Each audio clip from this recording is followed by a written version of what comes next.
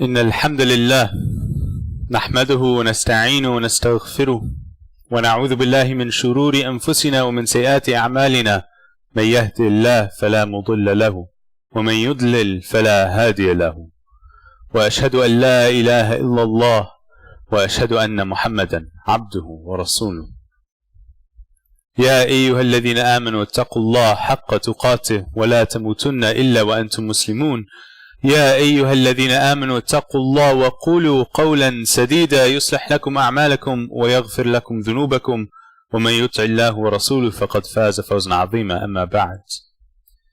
We praise Allah, the only one who woke us up this morning, who called us out from our homes and gathered us here today to worship Him together.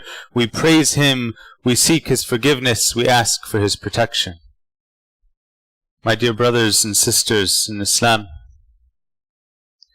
the Prophet ﷺ described his ummah كَمَثَلِ الْجَسَدِ, like a body. إِذَا اشْتَكَّ عُدْوًا تَدَاعَ لَهُ سَائِرُ جَسَدِهِ بِالسَّهْرِ وَالْحُمَّةِ.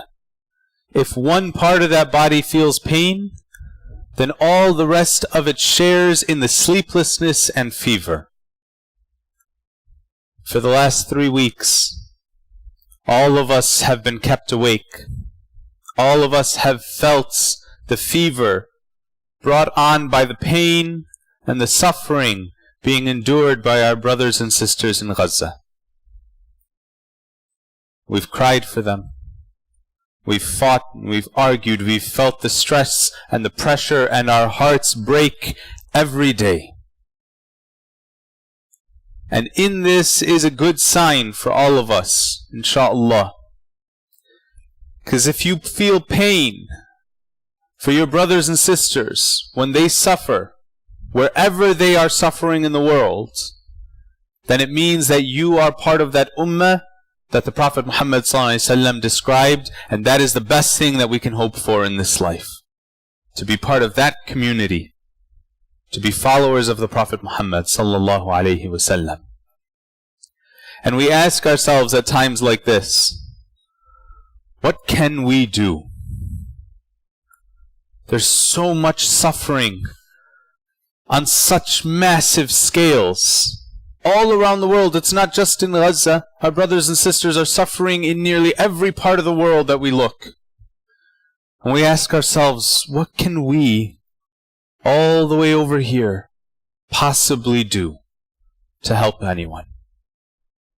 And there's a story in the Quran that directly addresses that question. When you find yourself asking, what can I do in the face of all of this? How can I serve Allah subhanahu wa ta'ala? And that story comes from the story of Musa alayhi salam. We know the story of Musa alayhi salam, inshaAllah, that he was born into Bani Israel at a time when Bani Israel were enduring some of the worst oppression and enslavement at the hands of Fir'aun, who Allah subhanahu wa ta'ala tells us is the epitome of a cruel dictator, the worst kind of tyrant that we have ever seen in history or that we ever will see. And Musa alayhi salam is born at a time when Fir'aun has established an order that every newborn boy from Bani Israel is to be killed at birth, and that the women are to be kept as slaves.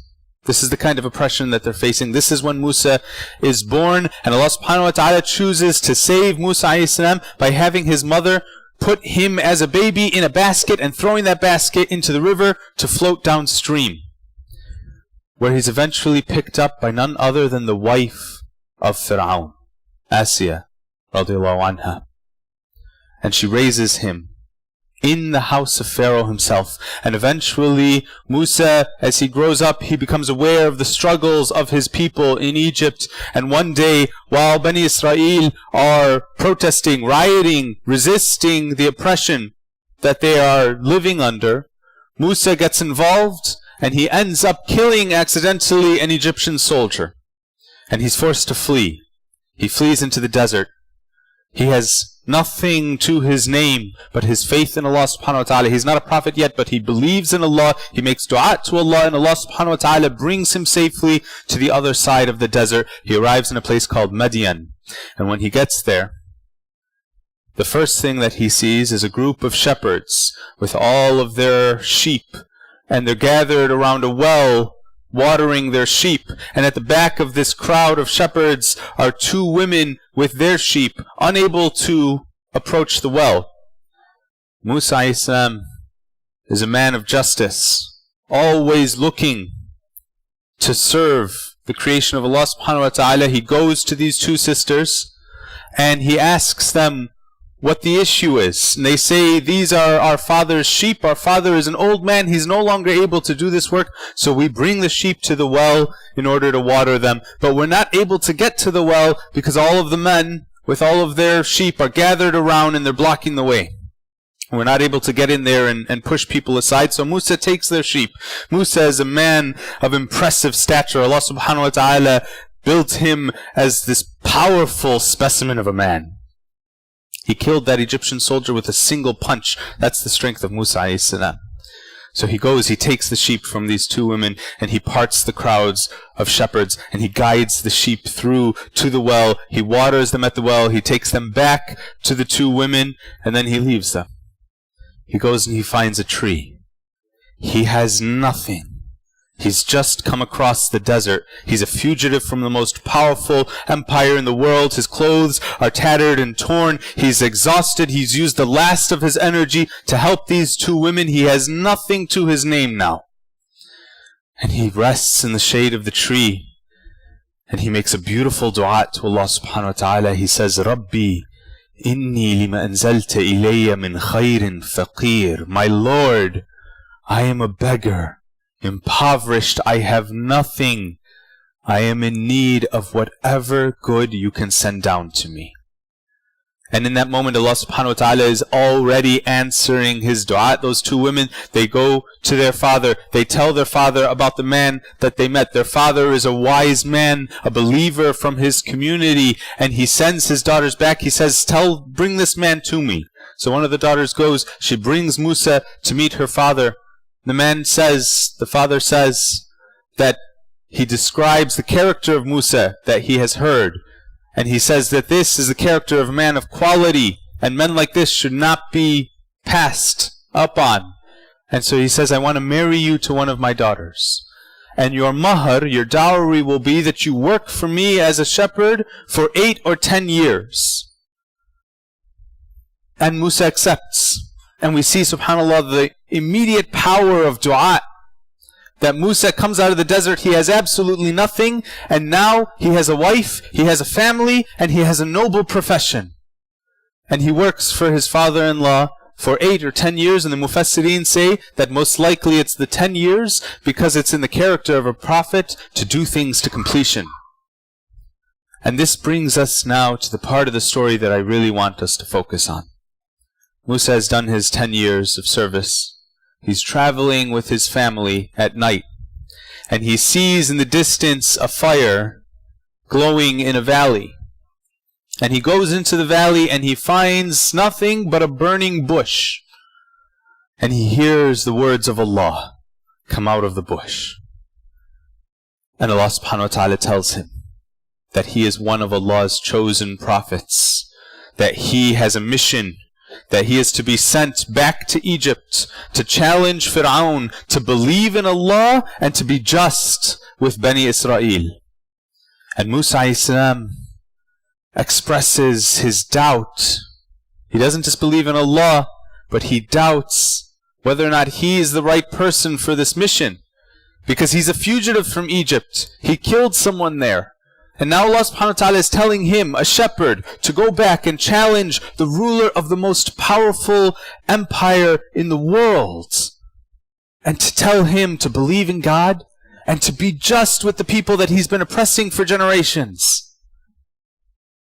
And Musa expresses his doubt to Allah subhanahu wa ta'ala, and there's a very important point in this moment, because there are many people in this world who believe in Allah, but they doubt themselves. And as a result of their doubt, they don't fulfill the obligations that they're supposed to. And it leads them into disbelief. Musa is a believer. He never disbelieves in Allah. And when he expresses this doubt, Allah subhanahu wa ta'ala answers with a very important question. And this is the core of the khutbah today. Allah subhanahu wa ta'ala asks Musa, وَمَا تِلْكَ بِيَمِينِكَ يَا مُوسَى? What is that in your right hand, O Moses? قَالَ هِيَ عَصَايَ. Musa says, this is my staff. أَتَوَكَّأُ عَلَيْهَا. I lean on it. وَأَهُشُّ بِهَا عَلَى غَنَمِي. I shepherd my sheep with it. وَلِيَ فِيهَا مَآرِبُ أُخْرَى. And there are other benefits for me in it. Musa is a shepherd. The staff is the primary tool of his trade. He always has it with him. Allah subhanahu wa ta'ala, in this moment of doubt, of Musa's doubt, is reminding Musa alayhi salam, you think that you don't have what it takes to complete the mission that I'm giving you. But look to the tools and the training that I have already blessed you with. For the last decade, Musa has been trained and functioning as a shepherd. He has learned to gather his flock, to guide them, to protect them, to nourish them. And that those are exactly the skills of a prophet. To gather his people, to protect them, to nourish them, to care for them, and to guide them. And Allah subhanahu wa ta'ala is telling Musa, you think you don't have what it takes? I have already given you what you need to accomplish this.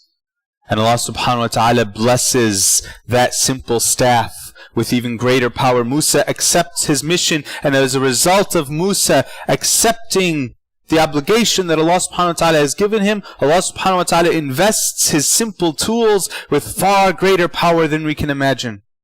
So many years later, after Musa has spent years challenging Fir'aun to believe in Allah, to be just with Bani Israel, now Musa has received an order from Allah subhanahu wa ta'ala to take Bani Israel and to leave Egypt.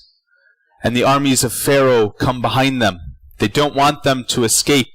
They want to punish them for this insult. So Musa and his people are fleeing in the night through the desert. And the armies of Pharaoh are coming behind them. And suddenly they come out of the desert and they find themselves blocked by a vast sea. And the armies of the most powerful empire in the world are quickly approaching, and Musa's people lose all hope. They're sure to be killed. Musa a.s. says, Kalla, no. Inna ma'i Rabbi sayahdeen. My Lord is with me, He will guide me. And Allah subhanahu wa ta'ala reveals to Musa, Idrab bi'asaq al-bahr. So Musa a.s. raises his staff, that simple stick that he picked up as a shepherd somewhere along the way, but that Allah subhanahu wa ta'ala has blessed because he has chosen to use it in the service of Allah subhanahu wa ta'ala, and he strikes the surface of the sea, فَانْفَلَقَ. And the sea splits. And the waves rush back on either side. And the water builds up mountains. And there's a dry path revealed in between, in what is perhaps the most recognizable miracle in all of history. Even people who don't believe in it are still talking about it to this day. And Musa takes his people, and they go through that dry valley between the mountains of water, and they come out safely on the other side. And Pharaoh takes his great army, and they go into the valley, and the walls release, and the water comes crashing down and destroys them. And Allah subhanahu wa ta'ala fulfills the promise that He made to Bani Israel many years before, when He told them, it may come about that I will destroy your enemies, and I will give you power in the land. And then we shall see how godly your actions will be. And today, there is a state that has taken its name from Bani Israel, from the children of Israel. And we are now seeing how godly their actions are when Allah gives them power in the land. But that's not the point that I want us to focus on. What I want us to focus on right now is the question that Allah subhanahu wa ta'ala asked Musa when Musa was given his task and he responded with doubt as to whether or not he was able to fulfill that task. Allah subhanahu wa ta'ala asked Musa, وَمَا تِلْكَ بِيَمِينِكَ? What is that in your hand? Allah subhanahu wa ta'ala has blessed all of us with gifts. We need to ask that question of ourselves right now. What is it that Allah subhanahu wa ta'ala has given to each of us that we can use in His service and the service of His creation? أقول قولي هذا واستغفر الله لي ولكم ولسائر المسلمين فاستغفروه إنه الغفور الرحيم.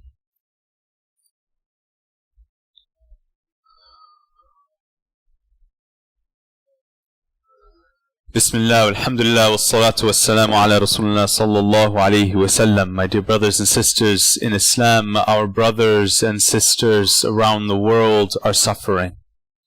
And right now there is an extreme quality of suffering that is being endured by our brothers and sisters in Gaza.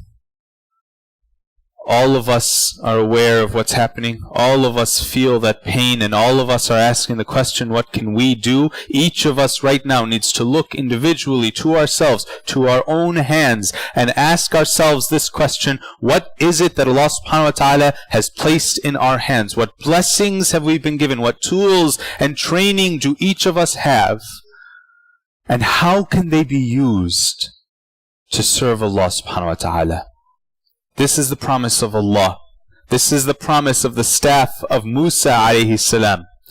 That if you make your intention to serve Allah, to better the world that He has placed each of us in, to serve the ummah of Rasulullah sallallahu alayhi wasallam, then Allah subhanahu wa ta'ala will take those simple tools, those simple skills that you have, and He will invest in them power we cannot imagine.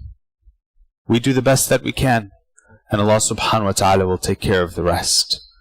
We ask Allah subhanahu wa ta'ala to make us among those who look to the blessings that He has given us and set our intentions to use them in His service. We ask Allah subhanahu wa ta'ala to relieve the suffering of our brothers and sisters wherever there is suffering in the world. We ask Allah subhanahu wa ta'ala to forgive our dead, to raise them to the highest levels of Jannah, to heal our sick and our injured, and to unite us all together as the ummah of Rasulullah in this life and as the ummah of Rasulullah in the akhirah. Allahumma hdina fi man hadayt, wa afina fi man afayt, wa tawallana fi man tawallayt, wa barik lana fi ma a'tayt, wa qina wasrif anna sharra ma qadayt. O Allah, keep us and protect us from the evils You have determined.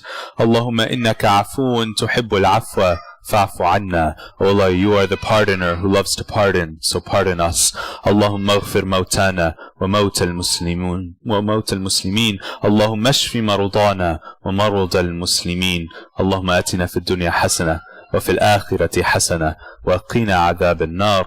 وصلي وسلم وبارك على محمد وعلى آله وأصحابه أجمعين وآخر دعوانا أن الحمد لله رب العالمين وأقم الصلاة.